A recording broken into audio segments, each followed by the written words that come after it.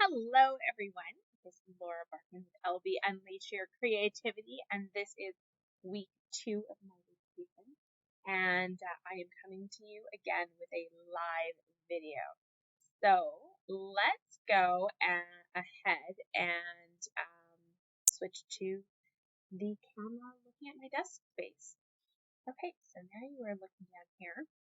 While I am away, you are able to use the host code that is showing in the middle of the top right of the screen there. I'm just moving it over a little bit so that you can see it. We are making card number 2 in the series that I am doing using the Splendid Thoughts bundle, really. Well, I guess suite actually, because I'm using all elements from the suite in these cards. So again, these are cards that were used or created for the Demonstrator Creativity Now activity, and I am sharing with all of you because they are absolutely fabulous. I am going to start with this Petal Pink card base, and we are going to use the line drawing stamp set. So this is the outer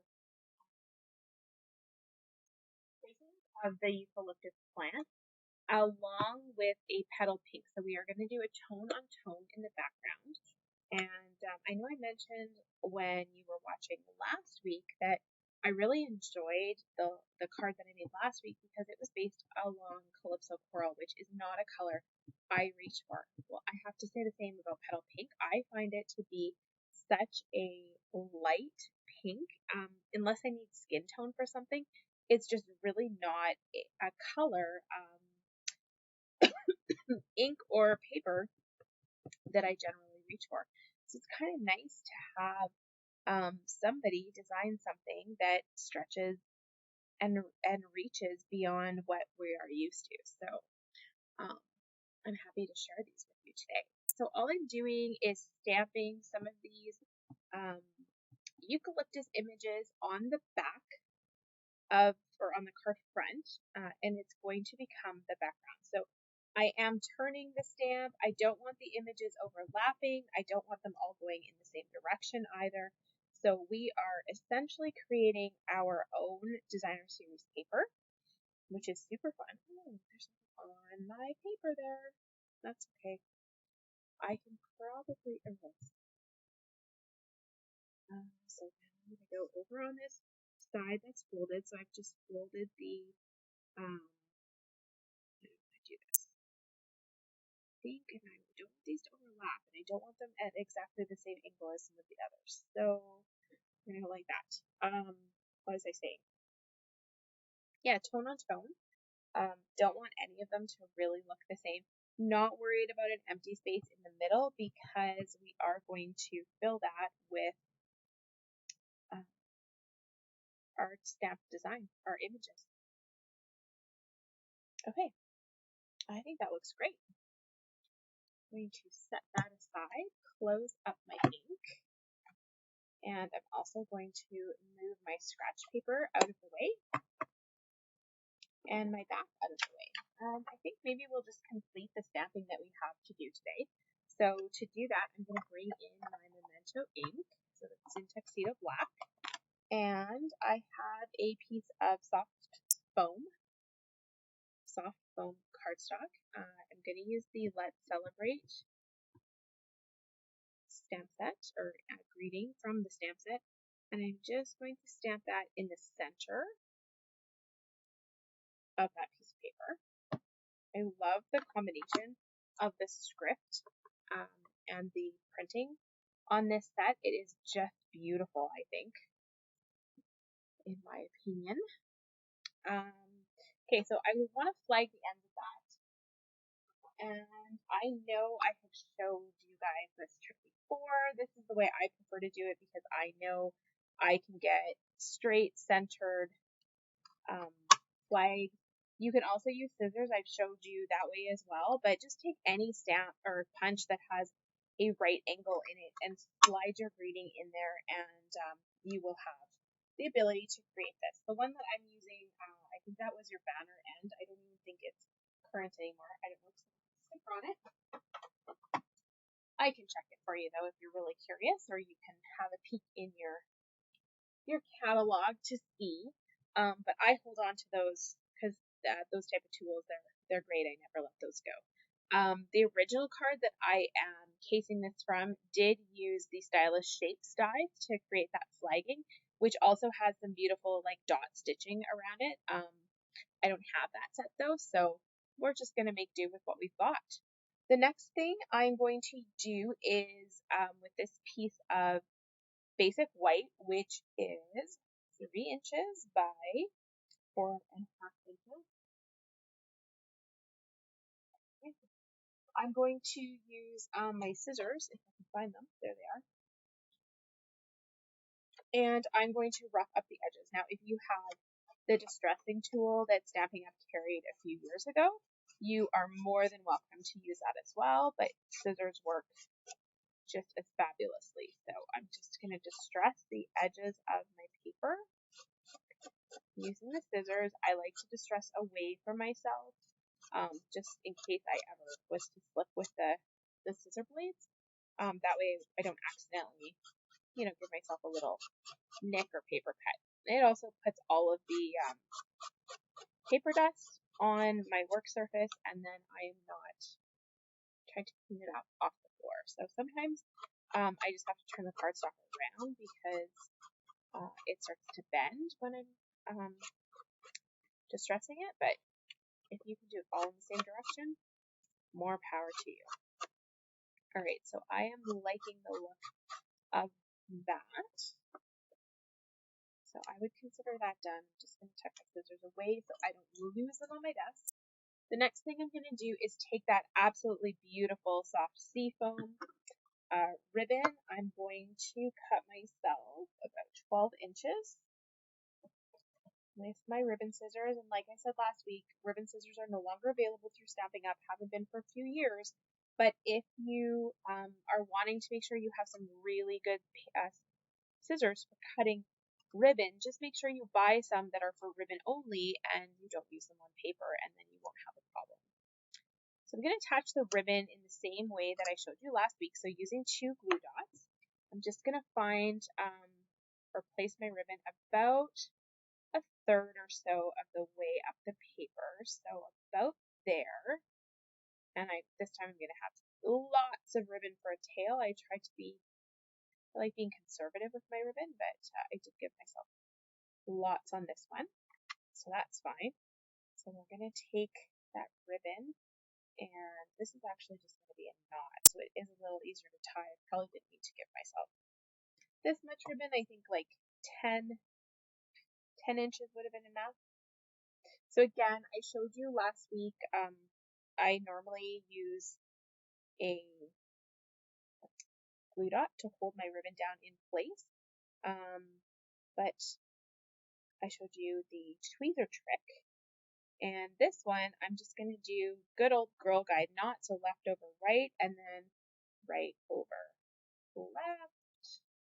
I'm not using anything but my finger in there because the knot should be easier to tie than a bow, and I just switched up my fingers. Now, to get that nice knot, you don't want to tie it too tight. There we go. Okay, and then I can trim off my excess. I do have a lot of excess, so I would definitely take that ribbon cut down to about 10 inches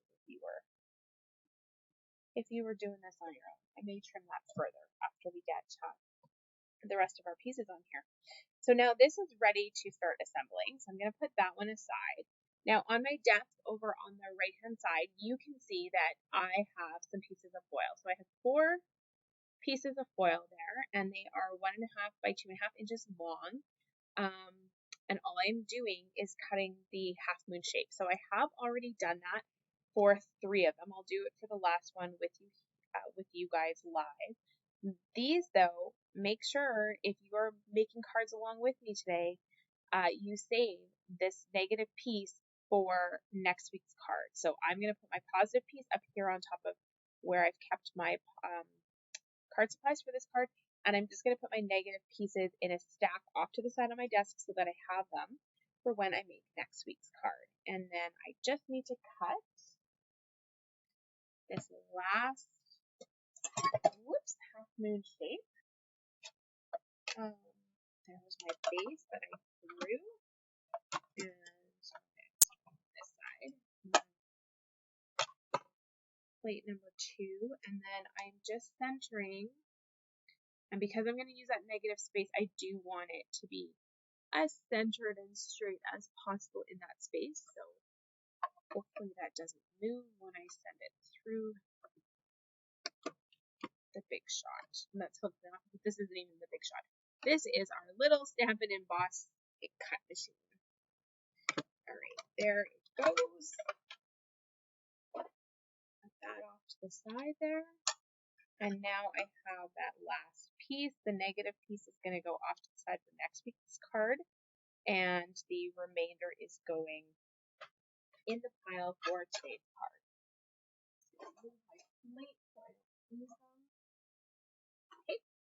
And now we're going to bring this part back in with all my pieces. The only piece that I'm missing that is somewhere on my desk is this little guy right here. And those are the beautiful charms that are available for this particular suite. And they are in a beautiful copper color. I just absolutely love them. They're just stunning. Okay, so I'm using Designer Series paper, so I'm going to grab my seal out, and we are just going to tuck these down.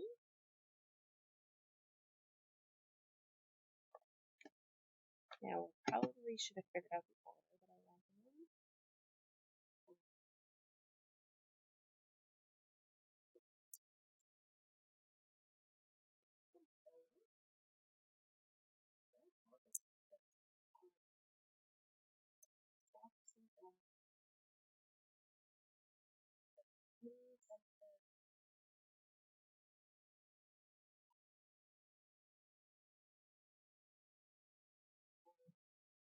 Down just a bit. No, I don't want that at the bottom because my leaves are going to hang down there. So let's put this one down here.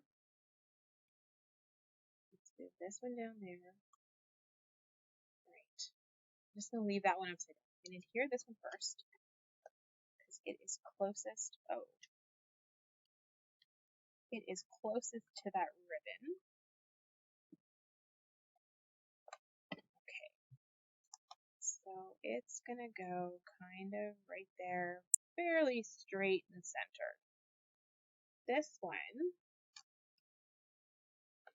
is going to go underneath, and I'm going to give it a little bit of tilt. Just a little bit now. About like that. Okay, so then this one, I'm going to stick it over top. Actually, I'm going to layer this one first. Because I want that one to go kind of at that angle. And then this one can fill in the gap so that it is raised up on top a little bit, just simply because it's my favorite Designer Series paper. So all of those are layered in like that. I'm going to grab my tag and using dimensionals, I'm going to put them, I'm going to use 4, and it's because I'm going to create a channel that the ribbon is, well, it's not a very big channel, but the ribbon's going to sit in there. So 10 dimensionals don't tend to stick well to the ribbons, so I definitely want to have dimensional that is sitting on paper, and that way I know it is going to adhere nicely to my project. I did just move that ribbon out of the way, and I probably want this straight, so I'm going to use my grid sheet to try to do that. Oh, I had it straight. Look at that. Alright, so I'm going to have that like that. Now, I know I want to cut that ribbon down. I do not want it to be quite that long. Maybe about there. Which means I will also cut this side down to maybe about there. Oops, missed the last. Oh, I missed the last bit. Let me just fix that up. Okay, there we go. Then I'm going to take a glue dot, going to use that on this trinket. Okay, so then the trinket is going to get tucked just under. I can flip that edge up just a little bit. There we go. Okay, so I want it to look like it's coming out from that knot, so it's going to go just down there like that. Oh, how pretty is that? And then what we're going to do is we are going to layer that panel on top of the card front, and then just looking at the design to see, and it actually doesn't tell me if this was meant to, oh, it does. We're going to put this on with dimensionals. That's what I was looking for. Looked like it was on with dimensionals, but I wanted to make sure. Okay, so I like sandwiching my ribbon ends in 2 kinds of glue when I have that opportunity, so that is what I'm doing. That is why you are seeing so many dimensionals in here. Just taking the opportunity to sandwich those pieces there. I'm going to take the backs off, and today's card is going to have been a super fast one, because I think we're going to be done in just around 20 minutes. Alright, so that is going to, again, I want my card base straight, so that will give me the best chance of getting that image straight. And if I had to do this over again, I would have moved that stamp over and up just a little bit, because I don't like how it's not quite peeking out the way I would like it. But how is that for you? Oh, and then I got the glare off of that beautiful foil. So that is our card number 2 that I've made with you. It's my 3rd card of this week. Let me just pull the one we made last week back in. Oh, one of my pearls fell off. Okay, I am going to fix that afterwards. But there are the 2 cards that we've made so far with this week, and they are so different, but oh my goodness, I love them. I hope you do too. I hope you've had a blast working with me this afternoon. And I will be back with you with one more recording very shortly.